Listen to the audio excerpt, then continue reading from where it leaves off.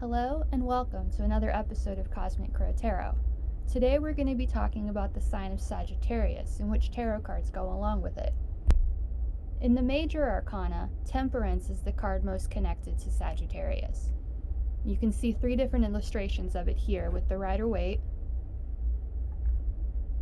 the Thoth Tarot, which Aleister Crowley calls this card art, and a personal favorite of mine, the Everyday Witch Tarot.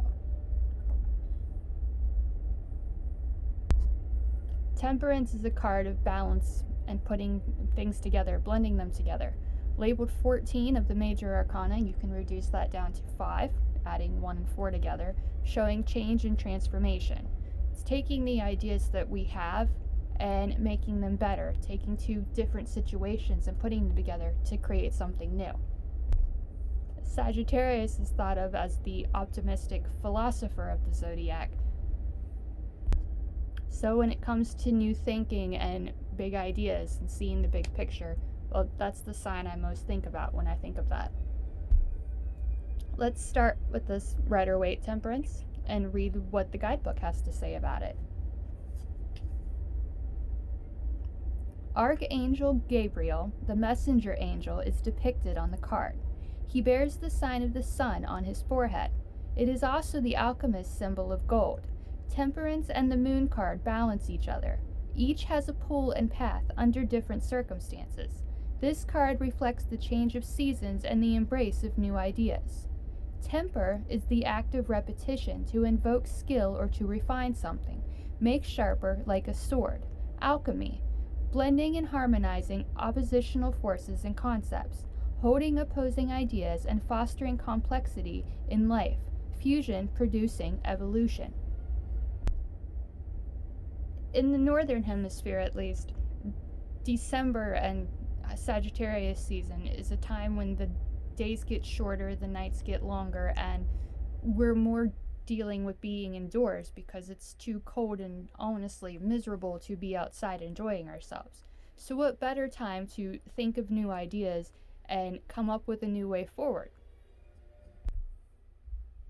Up next, we will talk about the Thoth Tarot and Aleister Crowley's version of Temperance, which he calls art. Formerly called Temperance, the highest achievement of alchemy was the effecting of change, the transmuting of objects, qualities, color, and so on, into their opposites. Thus, in the card, the red lion has become white, the white eagle has become red. In the main figure, the black and white personages, which were the lovers in card 6, are now interchanged and fused into an androgyne figure. This is the consummation of the royal marriage. The rainbow symbolizes another stage in the alchemical process by the aura of many colored lights rising out of putrefaction. Putrefaction itself is shown by the raven perched on his skull on the cauldron. I'll admit, the whole time I've had the Thoth deck and I've been working with it, I honestly never noticed that skull or that raven sitting on the skull on the cauldron.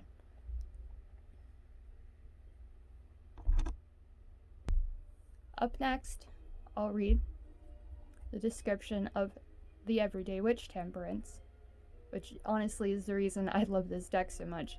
As a Sagittarius myself, I found it really cool that the character in this picture is doing the tree pose, because out of all the yogic positions, that's my favorite. Here's what the guidebook says. Temperance, balance. It's impossible to achieve, but keep striving anyway. A witch wearing a black hat, a black tunic, and striped tights stands straight and rooted in tree pose.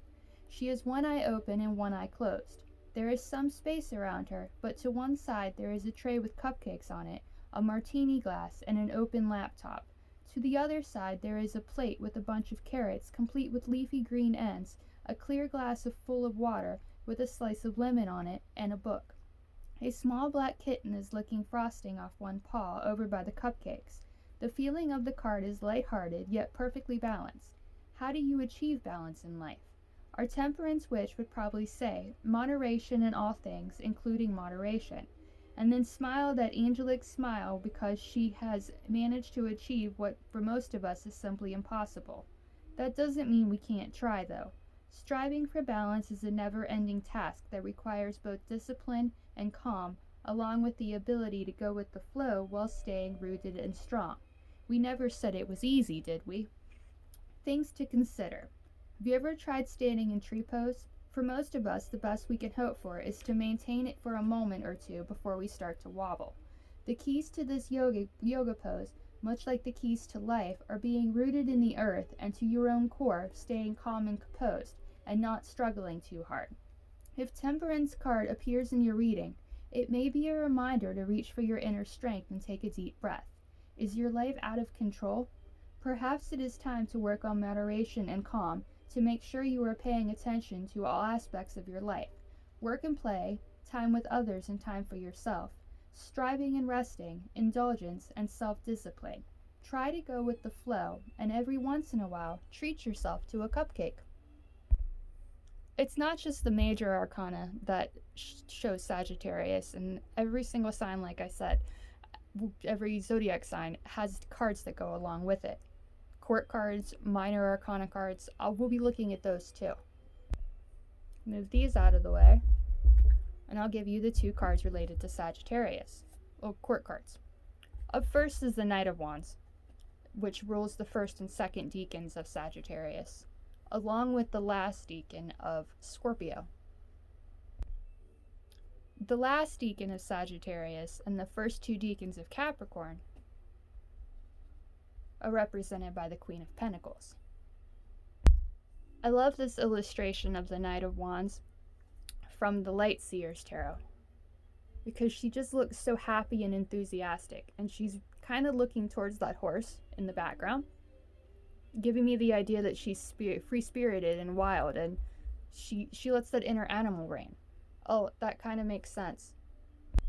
Sagittarius is the sign of the centaur, after all. Half human, half horse. Here is what the guidebook from the Light Seer says about the Knight of Wands. What have you been dreaming about? The Knight of Wands gallops in and out of your reading with messages of adventure, of impulsivity, and of bravely pursuing the things that inspire you the most. That passion project you've been tinkering with? That drum circle you've always wanted to join? Allow spontaneity into your choices and give yourself the freedom to shift your reality to match your desires. It's okay to crave new things and to run with the wind when you feel you are charged up about an idea. Go with it. Allow this high-spirited energy to rush in and incite a wildfire of positive momentum. In shadow, this card counsels against reckless impulsivity and heated outbursts. You don't want all that pent-up creative energy to spontaneously combust. Fan the flames and leave some energy for the long haul.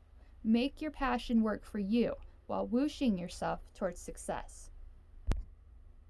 I always wondered why I wasn't as enthusiastic as most Sagittarians, and I wasn't always the one running into everything and ready to fuel my fire.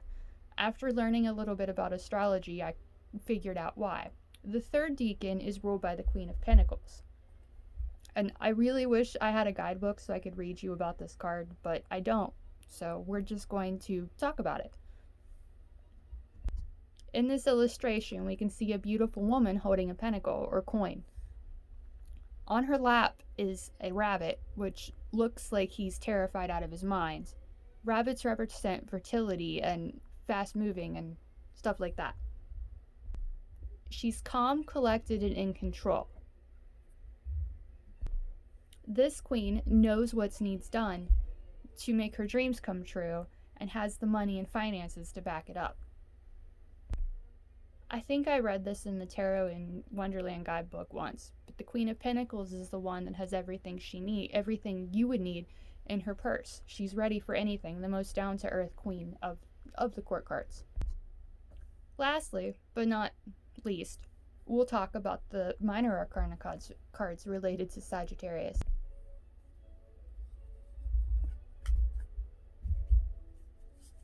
The Eight of Wands, depicted here from the Wild Unknown Tarot. The Nine of Wands, which I've chosen the Shadowland Tarot to represent it. And the Ten of Wands from the Crow Tarot. Every sign of the Zodiac has three decans. The first one starts about the 21st of every sign and goes to about the end of the month to about the 1st. The second is from the 1st to the 10th, and the third is from the 10th to the 20th or the 21st when the next zodiac sign starts. Seeing as Sagittarius is a mutable sign, coming at the end of a season, in this case fall or autumn, the cards relating to it are the end of the minor arcana, the 8, 9, and 10. And seeing as Sagittarius is a fire sign, those cards are of the wand suit. We'll start with the 8 of Wands first and see what Kim Kranz says about that card. The 8 of Wands strikes the lightning. It's a card of news, change, or clarity in an unresolved situation. You might hear from an old friend out of the blue or receive some surprising news that shifts the direction of your course. This card sometimes means literal movement is on the horizon, so be ready to travel if the opportunity arrives. That's one thing Sagittarius is known for, loving to travel. The 9 of Wands, shown here from the Shadowland Tarot, is the card of defending ourselves. Still of the wand suit, it's passion and excitement, but we've been hurt in the past, and so we're taking a break and being defensive and waiting for something else to happen. Here's what the guidebook says about the 9 of Wands. The Shadowland inhabitant sits reading a journal by candlelight while nursing a bump on his head.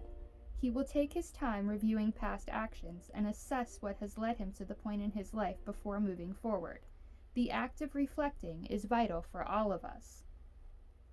This card is a strong message advising you to stop what you're doing and take time to reflect on how you have arrived in your current situation. You may be feeling a bit battered or bruised after doing battle or working incredibly hard to achieve your goals. This is a good time to determine if you have pushed yourself too hard